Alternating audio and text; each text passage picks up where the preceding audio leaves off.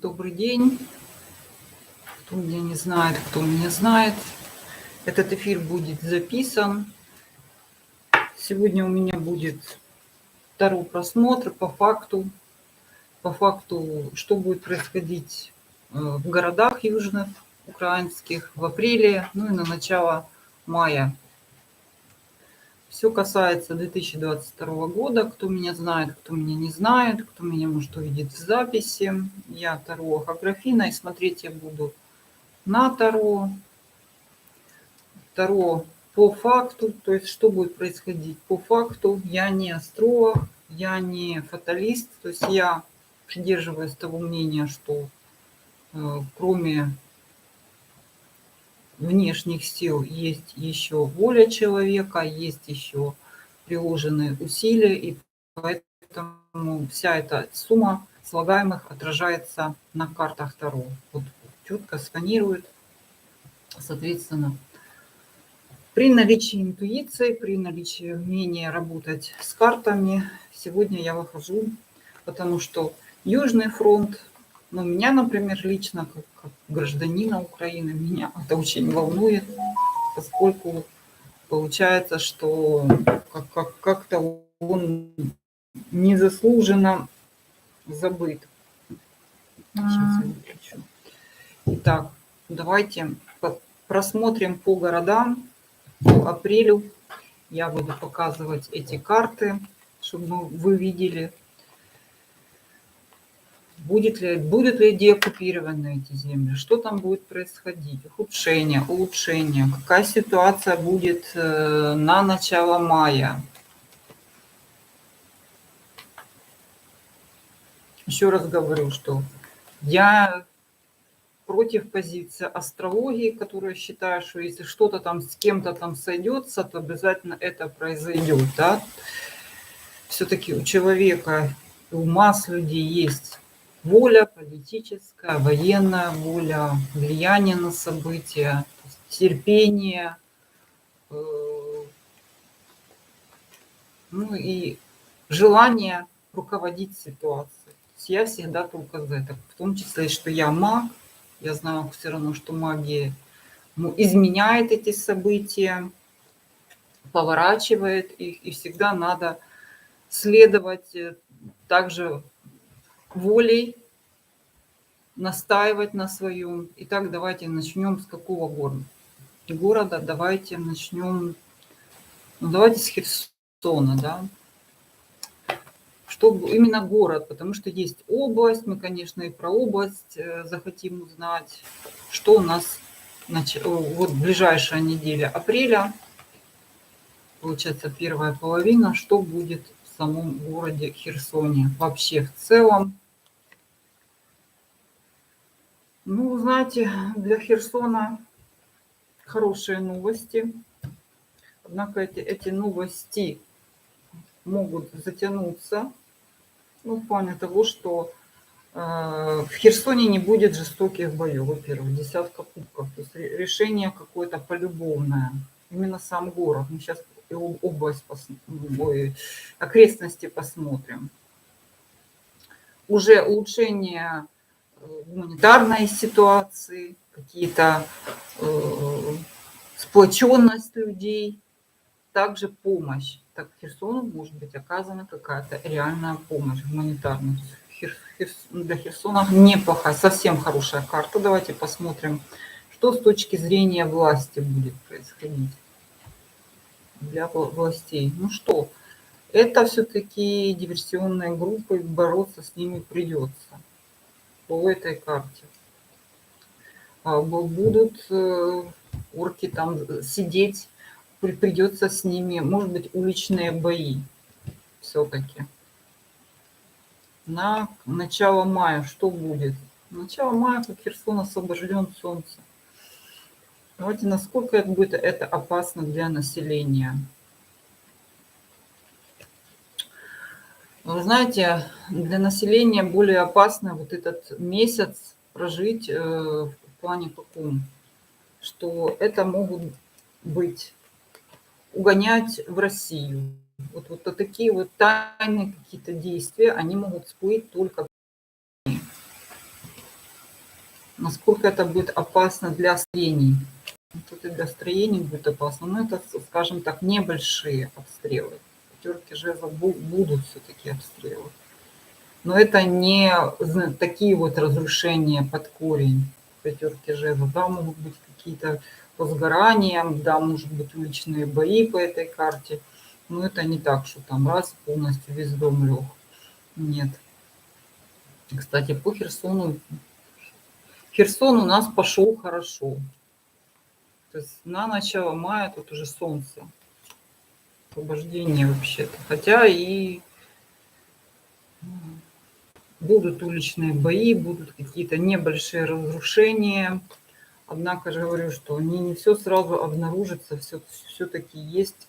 А также найдутся люди, которые, возможно, либо были взяты в плен, либо украдены, отвезены. То есть обнаружится что-то все-таки обнаружится уже, когда власть наша войдет в город. То есть по Херсону. Давайте посмотрим, что в окрестностях Херсона. Знаете, арест, то есть этих миллион, все что-то говорят. Вы можете пойти на его канал и говорить, писать ему. Тут мой канал, я говорю то, что я думаю. Вы тоже можете открыть свой канал и говорить, что вы думаете. Если вам нравится, что говорит Арестович, можете идти говорить. И не надо мне сообщать их миллион. Мне сообщать это не обязательно, кто что сказал. Каждый что-то сейчас говорит, каждый имеет на это право. Их там миллион, и разведка иностранная. Разведка иностранная вообще давала нам 3 дня. Вы знаете, что все иностранные разведки давали Украине 3 дня. Сегодня какой день? То есть иностранные разведки. Вот вам. Поинтересуйтесь, сколько они давали Украине. Что Украина пойдет за 3 дня.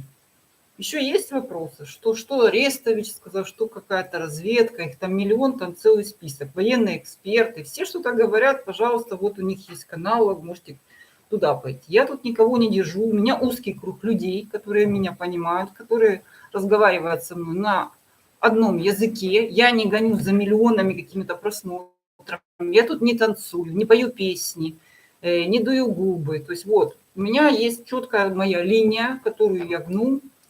И еще раз повторяю, что кто там сказал. Понимаете, у меня тут не курилка, и тут говорю я.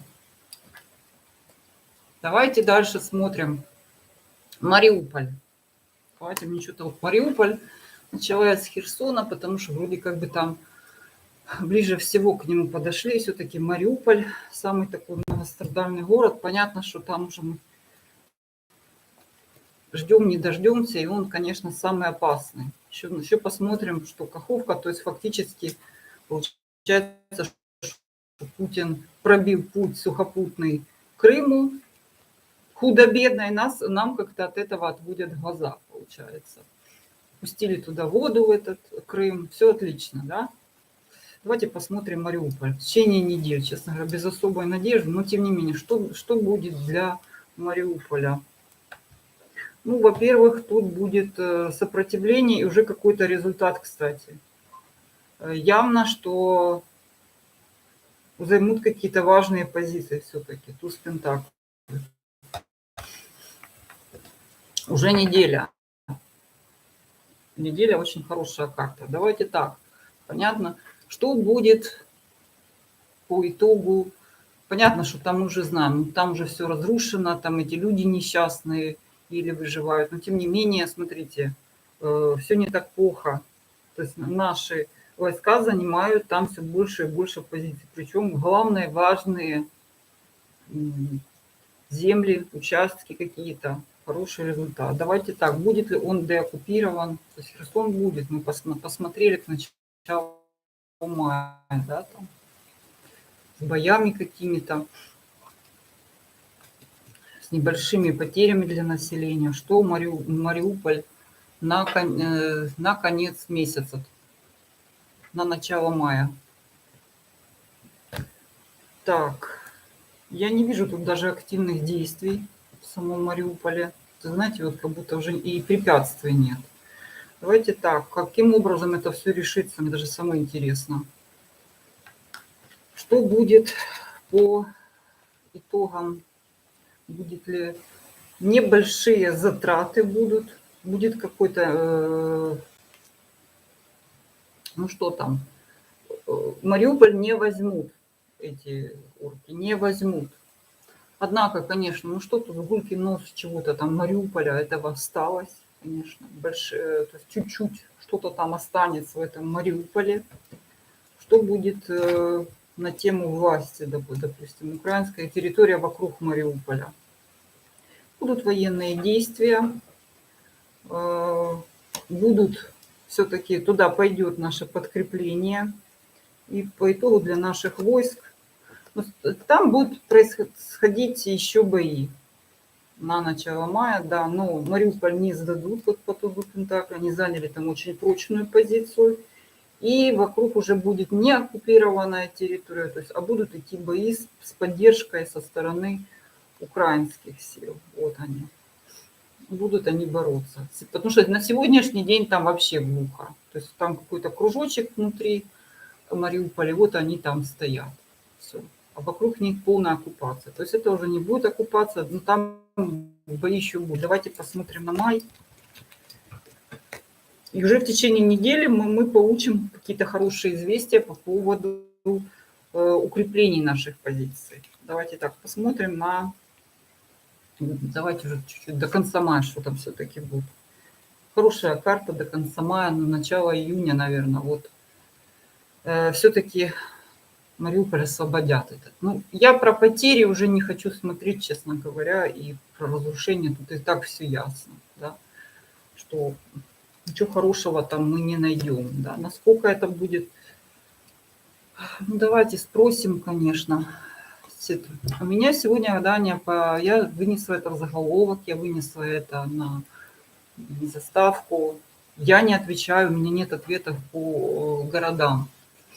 Вот кому интересно, все-таки по вот этому Мариуполю, двойка мечей. Ну, половина города они уничтожили, вот я вам так скажу. Ну, к счастью, это не самая плохая карта. То есть там будут и живые люди останутся, и часть строений даже какая-то. То есть еще 50 на 50. Ну, куда вторая 50 делать? Понятно, что для нас это критически. Конечно, если половина жителей там осталась, то половина разрушений. Это, конечно, по-любому очень много. Ну, вот так. То есть Мариуполь не будет, не будет. Ну, Мариуполь будут брать боями. В отличие, там, допустим, от Херсона более, давайте так. Херсон у нас как-то так еще легко отделался. Давайте Бердянск посмотрим. Потому что Бердянск сам тоже очень глухо там вокруг него сегодня. И потом Мелитополь и все. Так, Бердянск.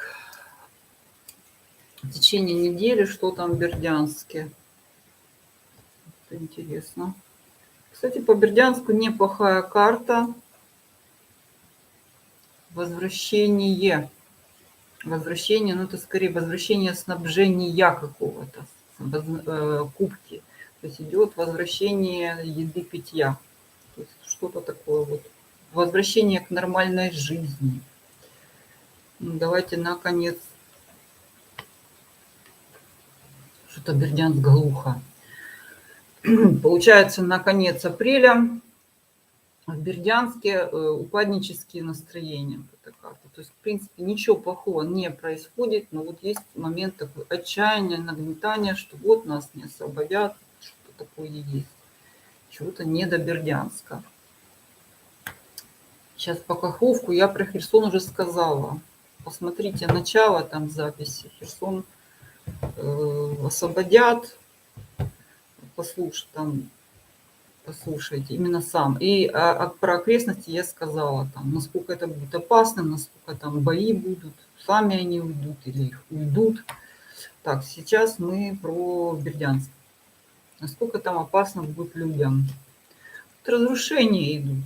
Плюс к тому, что земная жизнь людей очень сильно, ну, как бы, они лишены вот денег, лишены нормального снабжения, то есть земля под ногами уходит. Ну, каких-то вот так прям, чтобы там все горело, пылало, как в Мариуполе, нет, к счастью. Так вот, давайте, насколько это опасно для, ну, строений города, дороги какие-то все-таки страдают, может быть, мосты, может быть, там какие-то, то, что они будут убивать при отходе. Вот видите, тут земные пути какие-то, там, где эти всадники скачут. Вот они, разрушения все-таки тут будут, но это скорее транспортные какие-то важные пути, по которым, ну, обычно идет снабжение, либо какие-то транспортные магистрали большие. Так, и начало мая, конец апреля, что же все-таки для власти? Смотрите, десятка пентаклей. Все-таки власть будет украинской. Давайте, будет ли свободным город деоккупирован, потому что, по-моему, там как бы представители власти сейчас есть бердянские какие-то, да? Семерка мечей. Ой-ой-ой, ой-ой. Что Бердянск глухой у нас. Формально, получается, представители власти есть, но по семерке мечей это люди, которые, то есть они где-то в округе будут, на подступах вокруг Бердянска, и возможно, что они будут по периметру где-то там как группами прятаться, вредить, перекрывать что-то. Все равно семерка мечей это может быть кого-то красть людей, заниматься всякими тайными гадостями. Их придется искать, выявлять, бороться с ними. Будет ли вообще в принципе деоккупирован, потому что что-то так как-то... Чтобы его полностью деоккупировать, тут, конечно, Бердянске что-то, честно говоря, это не вопрос апреля, это скорее апрель-май, и причем что-то Бердянск долго, долго, долго, еще с боями все-таки. Что будет, допустим, аж на июнь. Что Бердянск самый сложный. Прямо через такое не хочу, через такие какие-то крайности этот Бердянск. Даже страшно. Так, давайте так. Мелитополь. Какой у нас был Мариуполь? У нас был Херсон, у нас был Бердянск. Давайте Мелитополь там еще есть. Тоже большой-большой.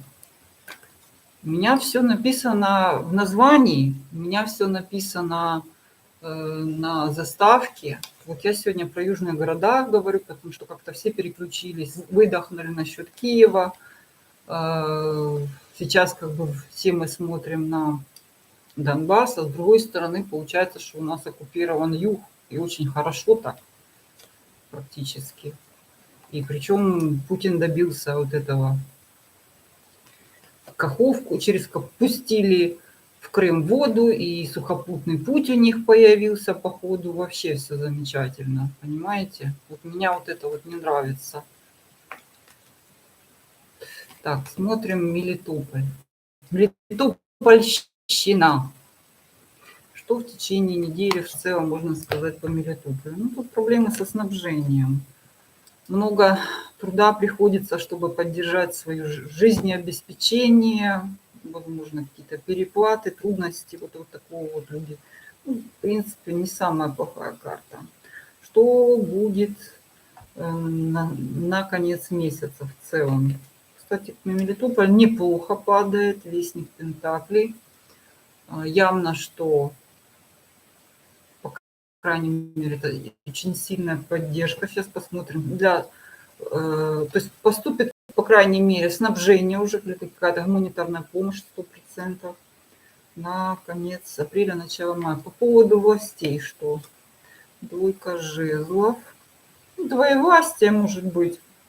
Ну, то есть какая-то часть будет наша, какая-то не наша. Сейчас посмотрим по центру, по окраинам. Будет ли деоккупация, допустим, на начало мая? Туда-сюда. То есть будет где-то проходить там фронт. вот прям так. Все-таки в Мелитополе будет вот это на начало мая ситуация шаг вперед, шаг назад. То есть такого вот до конца месяца. Будет ли она, в принципе, деоккупация, по сути, с боями. То есть месяц вроде бы как бы подошли, вроде бы начали отбивать. Ну так, видимо, будут беречь город, беречь людей, беречь здания. Потому что по итогу вот эта карта компромисс какой-то. Ну вот компромисс с завязанными глазами, то есть какую-то часть, все равно это конфликт, который созреет позже. Давайте, будет ли это опасно для людей. Будет опасно для людей. Колесница. Однако это опять карта летит двойка, и тут двое их. То есть часть какая-то пройдет быстро, но часть вторая, вот за нее будут бои. Вторая часть. И скорее всего, что эти бои будут ближе к морю. Вот там, где они возле моря окопаются, там будет сложнее всего. Я бы даже сказала так вот. Мелитополь центр будет проще. Что будет ближе к морю, будут проблемы. Что вообще ее освободят ли вообще ее в принципе, допустим? Что с трудом но освободят. Будут упираться, будет вот эта вторая часть. А первая часть пойдет более-менее легко, вторая будет с трудом. Может, они сами уйдут? Нет, они сами не уйдут, их будут обнаруживать. То есть они будут то там, то тут появляться, то есть их еще будут гонять. То есть часть Мелитополя пойдет более-менее легко, вот именно городская, а окраины пойдут с трудом. Ну, как, наверное, везде. Так, что нам, какие мы города посмотрели? То есть по итогу, да, кто, может, пропустил или не понял, получается, что у нас на повестке дня все-таки Херсон лучше всего у нас пошел достаточно. Неожиданно Мариуполь. Очень трудно почему-то Бердянск освобождают, очень долго, нудно и опасно. Потому что бердянцы, держитесь, потому что самое такое вот сложное, это Бердянск у меня почему-то.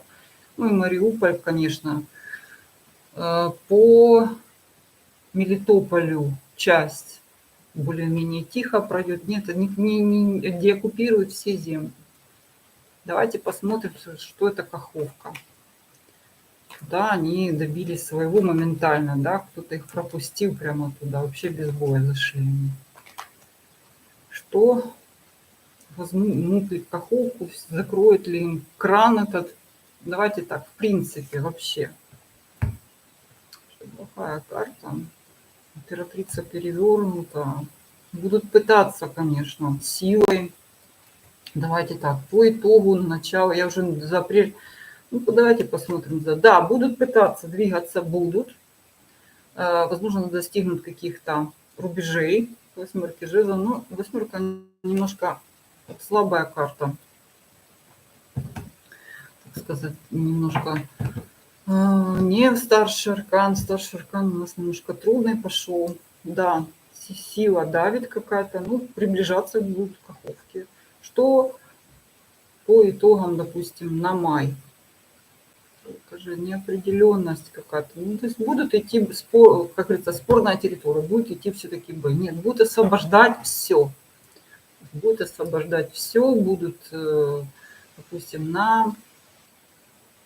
Так, ну Каховка что-то тоже долго, но вокруг нее очень аккуратно так, знаете, вот эти вот жезлы говорят, что каких-то там жестких прям боев не будет. То есть будут то там, то тут, все-таки ее отобьют. Но это аж летом. Что-то Каховка самая-самая-самая такая. Возможно, самая долгая получается Каховка и сейчас я вспомню, какой там. Бердянск что-то вот. Бердянск, прям что-то вот никак.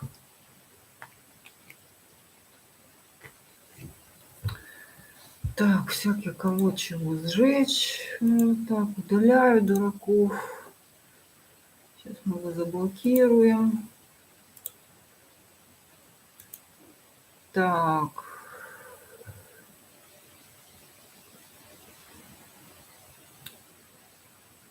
Так, Про Каховку я сказала, про Херсонскую я сказала. Херсон это самый такой вот, самая живая тема. Самая сложная тема оказалась не Мариуполь, а Каховка у меня. Ну, у меня вот так вот. И Бердянск что-то вот с трудом. Так.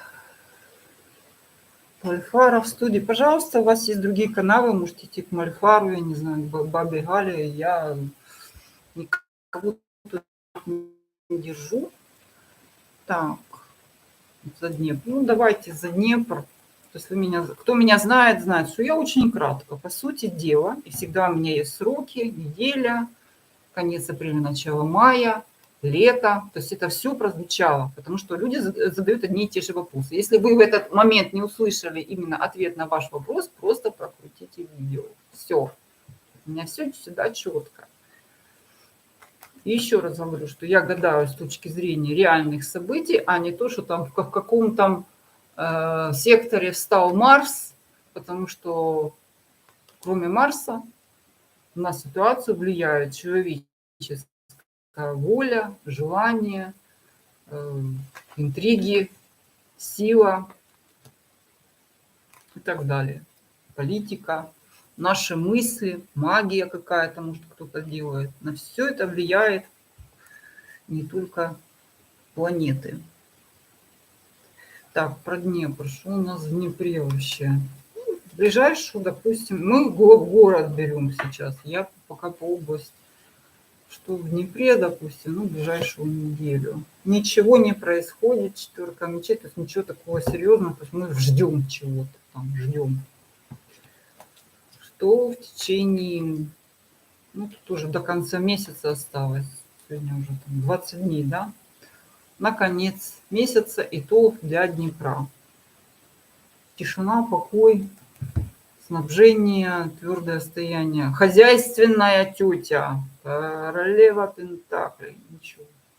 То есть, ну, можно отдельно просто в целом, эта карта в целом, давайте посмотрим, что там у нас по разрушениям, по людям, какие по разрушениям. Не на город я говорю, что. Так, ну у нас диверсанты шляются.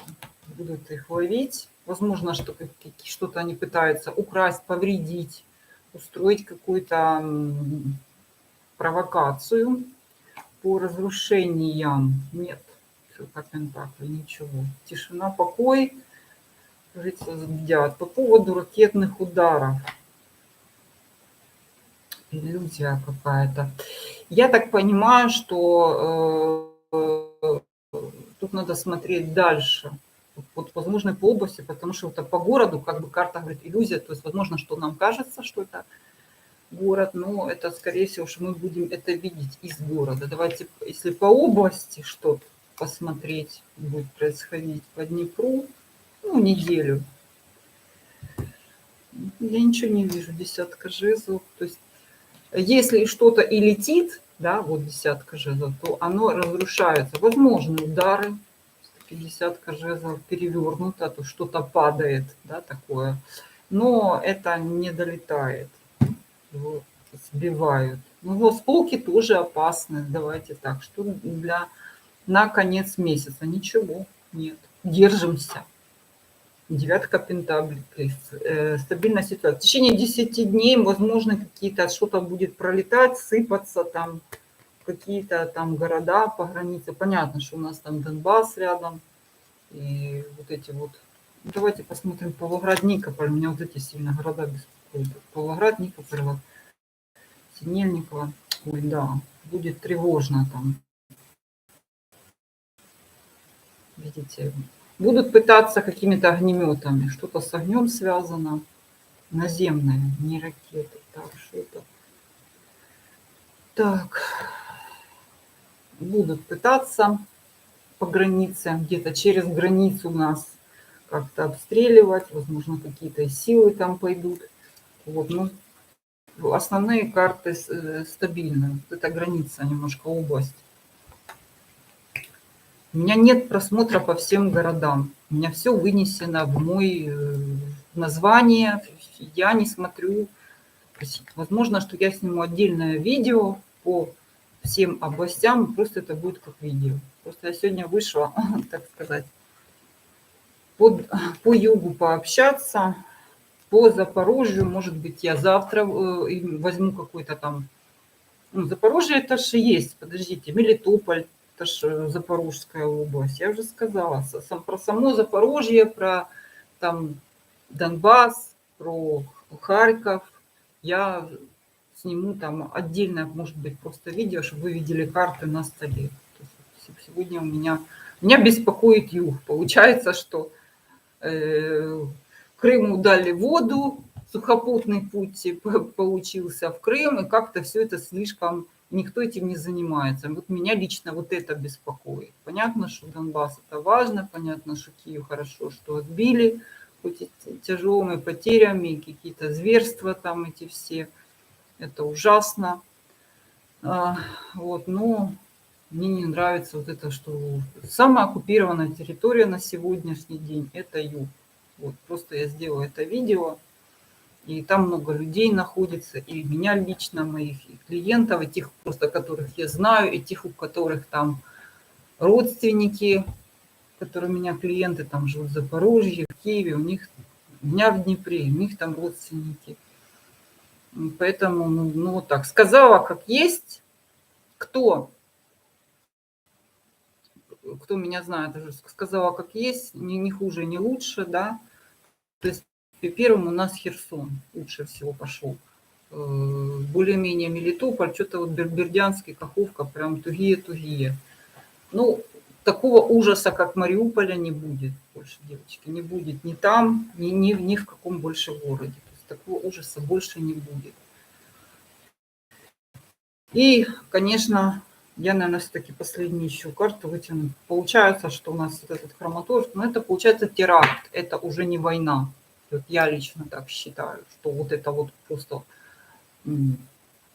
ракета, которая летит в гущу людей на вокзале, это вообще-то по всему мире называется теракт. Это не война вообще. Давайте так, будет ли еще что-то до конца месяца где-то? Очень мне что-то вот так переживаю. Я сказала, что Изюм, вот это вся Харьковщина, это я сделаю отдельное видео по регионам на апрель и начало там мая. Если ситуация не решится, я буду там дальше просматривать. Давайте посмотрим все-таки теракт. Что у меня это уже чисто теракт. Это уже что-то вот. Такая карта. Очень не хочу это говорить, но да, девятка жезлов. К сожалению, люди, которые не могут сопротивляться, и, ну, это уже не такие сильные, не такие многочисленные по жертвам. То есть это вот может быть до 9 человек. Ну, возможно, да, попадание в скопление. В каком месте? Давайте, это Донбасс. Ой, Донбасс, конечно, жарить будут все-таки. Будут ли попадать по мирным на юге? Вот юг как-то стоит, вот он замер, его нет вот такого вот жесткача, но он как-то и оккупированный стоит очень долго. Мне это не нравится. Так, что будет по Харькову? Ну, что, Харьков, будет ли там такие массовые? Знаете, что-то для начала еще на Харьков я не планирую рассказать, но какое-то изменение, причем быстро идет по колесу фортуны. Может быть, просто начнется наступление на Донбассе, и им придется отойти из Харькова, потому что не могут они, наверное, все охватить. Так что я сделаю видео по поводу Изюма, по поводу Харькова, по поводу... Еще люди спрашивают, что на Киев. Я думаю, что на Киев они не пойдут, потому что, ну, по крайней мере, обозримым 3 месяца, полгода нечем туда, и поняли, что они еще раз обосрутся, извините, что Киев будет защищать так. По Днепру месяц пока спокойный, область не очень. Ну, чтобы дальше буду выходить, буду делать, может, просто расклады. Еще раз говорю, что я по факту смотрю, то есть слагаемые всех волевых усилий, магических усилий, да, что там вообще кто-то Сейчас каждая уважающая себя ведьма магичит что-то на Путина, на Украину, да, кто-то помогает, каждый складывает свой вклад, да, как всем, кто-то молится, то есть это личное дело каждого. Я не смотрю все города, для этого, может быть, у меня будет другой стрим, или там в ТикТоке меня ищите, может быть, в Инстаграме я выйду. Я просто тоже вот как-то так сижу. У меня сегодня там 5 этих тревог было, без конца тревога. У меня тоже бытовые какие-то дела, я еще делаю магию, ритуал, еще кидаю людям. Поэтому я иногда просто не знаю, могу я выйти чисто физически или не могу. То есть вот так вот. Тогда всем до свидания. Будут видео, я же говорю, что если я не смогу выйти в эфир, я выложу это. Будут у меня записи по Северному фронту, по Восточному фронту, ну и какие-то другие города, потому что вот сегодня уже там, по-моему, в Миргород они попали, и все равно они пытаются к Одессе прорваться. То есть это я еще буду смотреть Николаев, это я буду выкладывать, если интересно. Запорожскую область, ну, Запорожье область захватили конкретно. Я же говорю, что весь юг, это ж Мелитополь, это же Запорожская область, что там еще? Энергодар. Это отдельно. Это, ну, я сегодня просто по югу смотрела по вот этому, вот эти города, что их очень много. И я еще буду по городам смотреть, просто следите за каналом. Я буду либо так раскладывать, либо выходить в эфир. Про эфир самое сложное, потому что тревоги объявляют. Еще раз говорю, что у меня по вечерам много гаданий, а самое удобное время для эфира это все-таки вечер. То есть, ну, вот такое вот. То есть я тогда прощаюсь. Кто был со мной? Благодарность. Заходите еще.